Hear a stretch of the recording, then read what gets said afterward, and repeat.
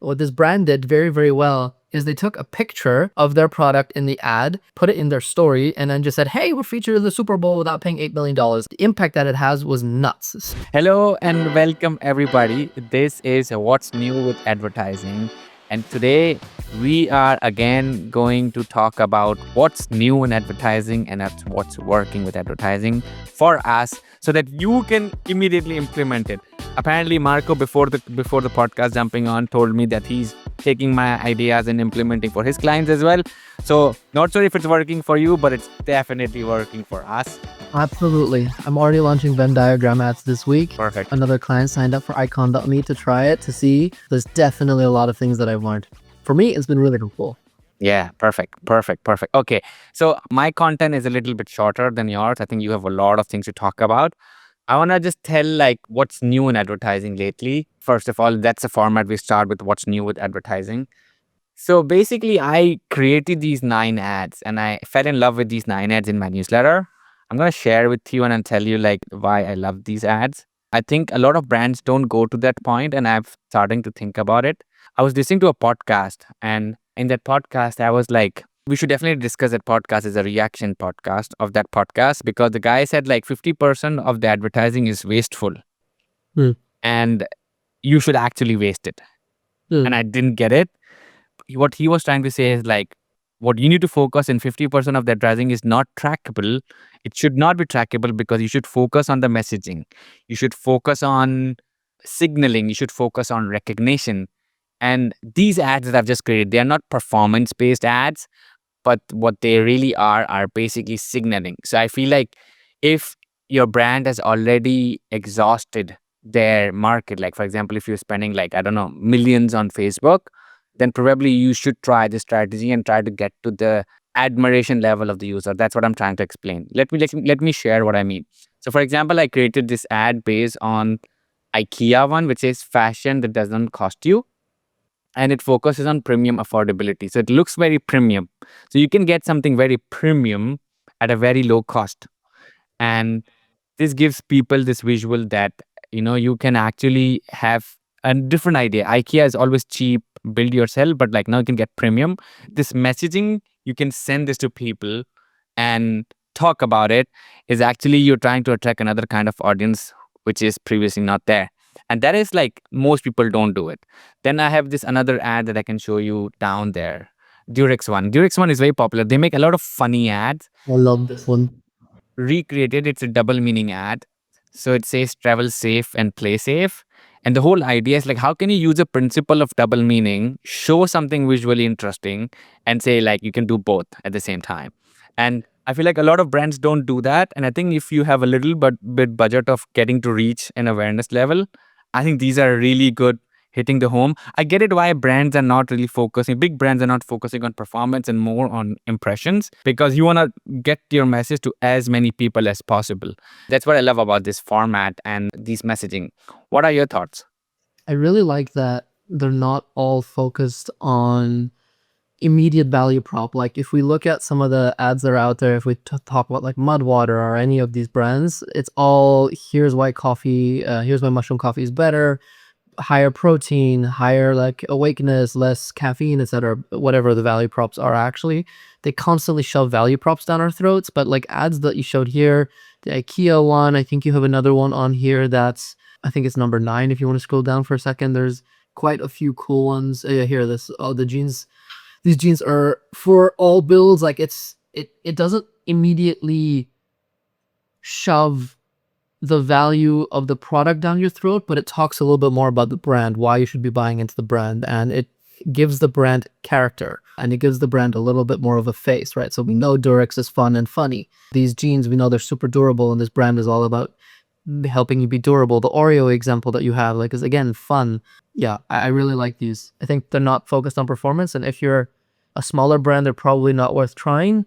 But if you're a bigger brand, like you said, sorry, spending 7 figures a month on a platform like Meta, definitely worth exploring and like trying to start building up that brand and help get eyeballs out there that aren't going to immediately convert, but they'll convert down the line.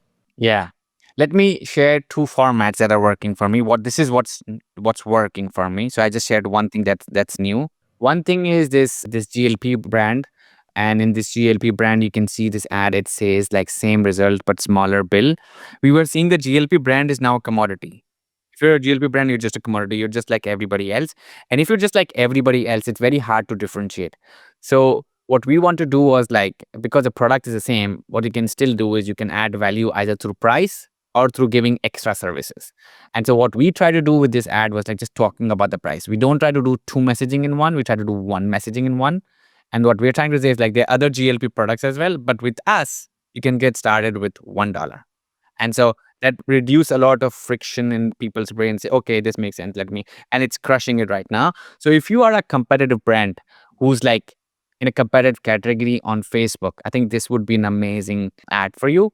And then there's another one that I think I did not share previously. Somehow the other, this press screenshot ad, people do a lot of advertorials. What I want to tell you is that like a lot of brands try to use a lot of advertorials, and that's a bad strategy if you don't have a lot of money. You can create the advertorials yourself by just making an ad like this and just have a random logo on top and just talk about the headline. And I feel like using authentic images with the magazine format is really crushing for us. It's very organic, looks authentic. It pops on your screen because it looks like it's a blog article, but it's not. So this is more 2022 format, but it's still working for us. So I would definitely recommend and go check it out and try to create something unique out of it. So these were like what's new and what's working for me. What about you, Marco? It's funny that you showed this ad because I have a similar one, but we have a much more polished version. Again, newsletter focused, but slightly updated. That's doing quite well for us. The interesting thing that I found about your Cynic, the GLP-1 one is you don't shy away from the fact that yes, it is a commodity and everybody's selling this. I feel like everybody has a GLP-1 client at this point or a GLP-1 brand. And I like that you put your price point in the middle and then you put the higher one to the left and the lower one to the right, which is usually flipped. So it causes like when I saw this ad first, I was like, huh.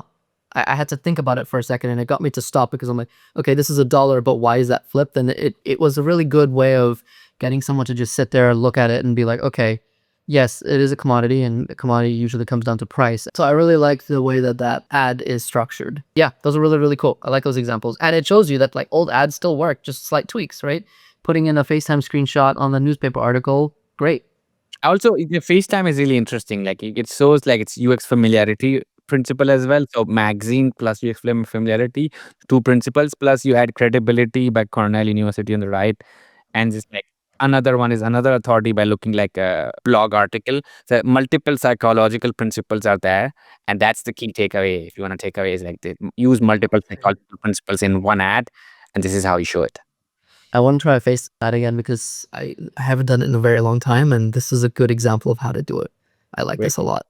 This is good. Great. Oh, there's one last thing I want to tell you. So now, like most of the brands have moved on from audience targeting, like they've all gone to AC targeting. But if you are a brand that is still focused on lead generation, I still think there's some value on audience targeting. And last week I tried a unique audience targeting, which was like two different audiences. One was iOS only, and the other one was top universities. The reason why we did it is we wanted to focus a lot more on people that are higher quality, because with lead gen business, you cannot find a quality of audience that's really good, really quick. So what you do is like you try to target an audience, and that audience actually focuses a lot more on who they're associated with. So I tried like top universities, people who've graduated from top universities, and people who are using iOS only. Both kind of signals that they both are in a better situation than most of us, because they are graduating from Harvard, then probably they are better off. Using that, if they studied from Harvard, has worked way better for us in lead gen businesses. The quality of lead is better, the conversion rates are better. Showing the logo to that audience already is already working. So what I would highly recommend is like if you're in a lead gen business, this would be like a really good targeting to try. So this was what's working for me. I wanted to share it with you. We had a client in the second half of last year, career consulting, if you will, for professionals in the New York and like tri-state area, so Jersey, Connecticut, and New York. And when we first started running ads with them, lead gen again, and these guys, they target like six-figure lawyers, software engineers at Google, Facebook, Meta, etc. When we first started running the ads, we did broad targeting. Didn't work very well. The quality of leads wasn't great. We put them in a really robust funnel through HubSpot, etc. Didn't convert. We started doing interest testing, like you're saying, by targeting specific audiences. Significant improvement in lead quality and significant improvement in close rate. So we looked at things like running against Harvard University, if we can, other Ivy League universities. We started looking at targeting people that were employed by certain things. So like one of the big ones that worked really, really well for us were people that were employed by Salesforce. And that's a category that I've seen work on Facebook a lot. I think most people think that broad is the way to go in 2024 and 2025, but at the end of the day, you still have to like adapt to what kind of ad you're running and what the conversion goal is. And if it's lead, you need to kind of help Meta a little bit, guide it in the right direction with where to find good quality leads. So I think that's a really good tip. Perfect. Perfect. Let's move on. You have a lot of things to talk about. And yeah, do you want to share your screen and talk about it? Okay, I'm really excited to show these to you because it's timely. Like the Super Bowl just happened. None of our clients were advertising directly in the Super Bowl, but some of our products were featured in the Super Bowl. And so I wanted to highlight what impact that had on a client. I will be This is a apparel brand, so they were wearing one of our products in the ad, and it was one of the ad that also got a lot of talked about a lot on social media afterwards as well. So it wasn't just that it was shown 30 seconds during the Super Bowl, but afterwards, marketers on Twitter were talking about it.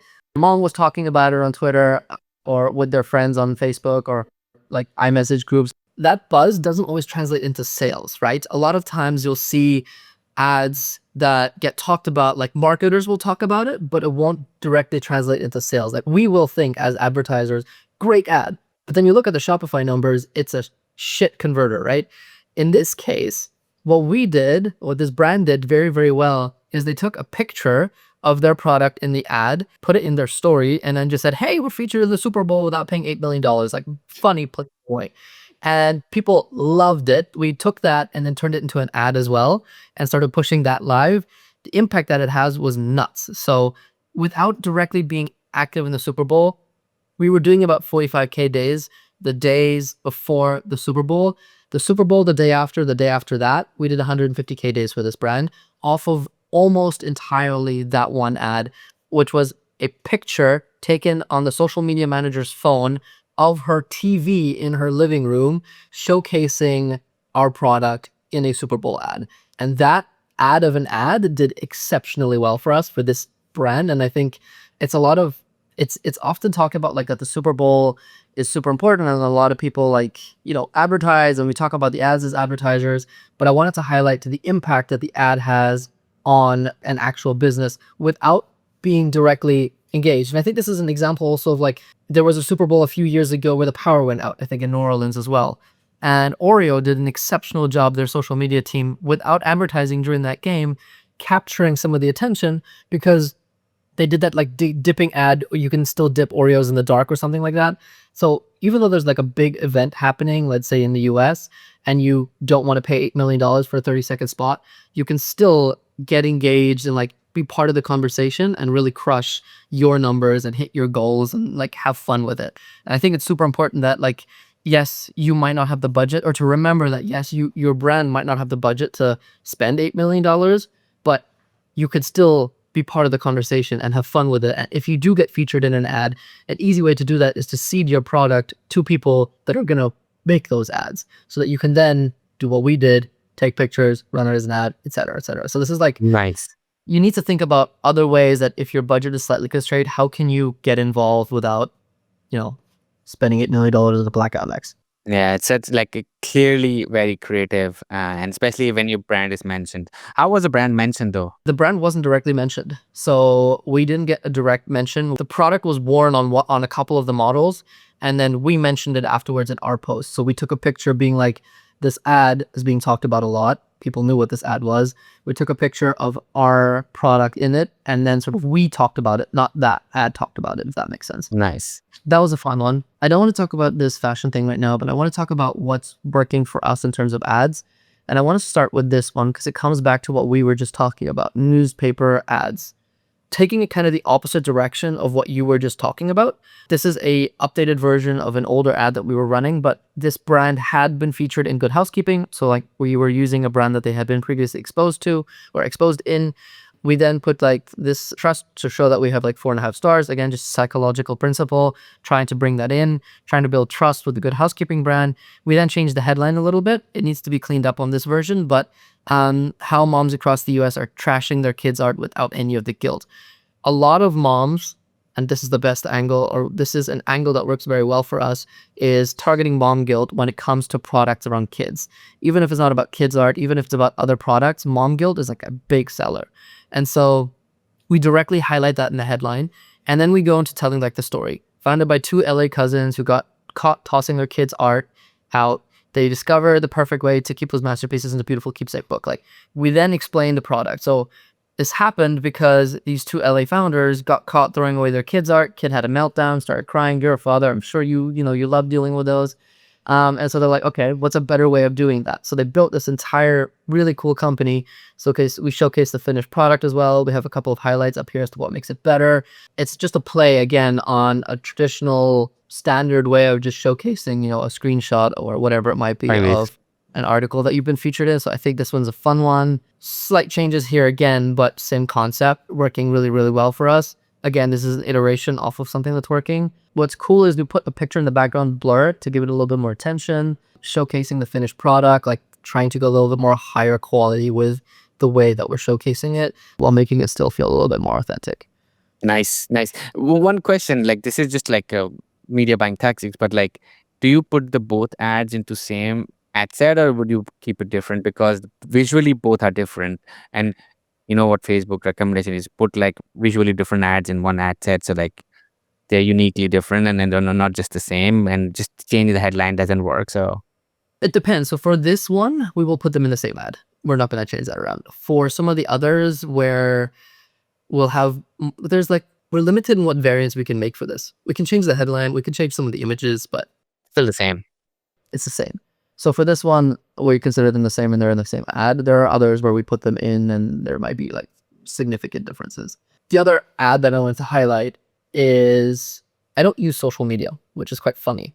But anytime I want to use social media, like the only social media I use is Twitter. I don't think oh no, I do still have an Instagram account. But my point is, I'm not always the most up to date with what's trending. And I think that's a benefit because it means that I actively go out there and look for different ways that people are advertising or different ways that people are using it.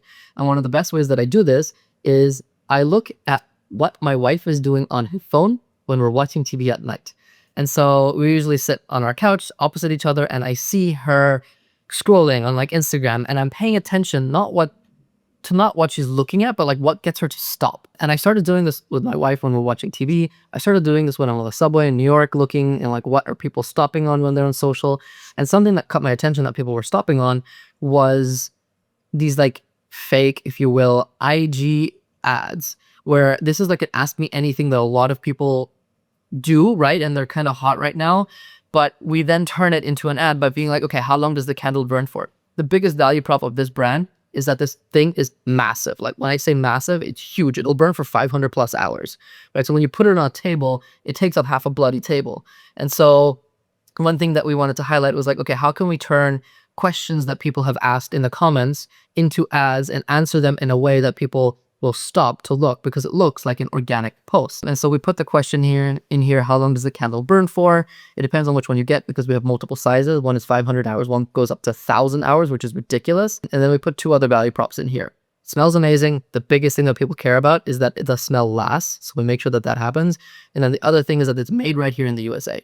And we do this on purpose where we put made in capitals so that we break up the sentence a little bit and that people, when they see made in America, it's usually M is capital, in not, and then America's capital again. Interesting. And so right with that and how people are familiar with that concept, we kind of put made capital again. Grammatically, like the English people can come after me and say this is wrong, whatever, I don't care because it works. So this is like one fun one. And then to make it a little bit more dynamic. Let's go back. Yes. So you did the part. I want to tell you like key takeaways from it. First of all, stalk your wife's Instagram and she's stalking it. I've actually seen exactly with my wife as well. When there's something to read interesting and something to read, they hold their phone and they're like reading, and that's a scroll stopper. And we usually think like visually bold images are only the scroll stopper, but no, that's like amazing. And the other thing that I learned from this is like this made is right in here in the USA. Like that is something that like I have not thought about like doing it, especially for a product that is a physical one. And the last thing I can tell you from this ad, what I feel is interesting is that I've tried to get a rip-off of this as well, but not exactly how you've tried. First of all, the question is already interesting. How long do the candles burn for? I also want to know. And then like, okay, I'm looking for information where, okay, 500 hours. And then he said it smells amazing as well at the same time for 500 hours. I'm like, okay, I'm sold. So it's really well done. Really well done. Like, but the key lesson is stalk your wife, guys. Stalk your Stalk wife. your Like, wife. stalk your Yes. girlfriend's Instagram account. Yes. 100%. Like, watch what they're doing and you'll come up with unlimited amount of ads. Biggest hack of the year right there. 100%. If you thought that ad was fun, we tried to like make it more dynamic, and I think this one performed even better than the last one because it had an element of dynamic. And I think that makes this a lot more playful. We again use the question, ask me anything, why are your reviews so good? No one bloody asked that question. Like, it's not a question that you're gonna get very often. It's a playful question. And so we purposely on this one made the answer longer so it feels more like an organic post. Usually what you would do here is you would have like 4 value props or 4 main callouts in 2 to 3 sentences, right? And then you would have them pop up individually. But what we did here consciously was make the answer a little bit longer so that people have to stop and read. We're super lucky that our fans love our candles. We're still a small team and listen to all our customers' feedback. Cool, they feel heard. And make sure that they burn longer than any other candle in the US. Again, focusing on that value prop at the end of the sentence so it's the last thing they remember once they've read everything. And then to give a little bit more proof to this, we took some of those comments that we found and we throw them up on the screen. And yes, it's an ad where there's a lot going on, and if you see this at first, you might get a little overwhelmed. But the fact that there's elements that are moving and dynamic gets you to stop and read this as well. So for us, like, this is an ad that I'm super excited to test for other clients as well, because it has done so well, not for this particular brand, but brands that we've tested this on previously. It's like, it's super fun, super playful, focusing on the basic psychology of everything. Yeah.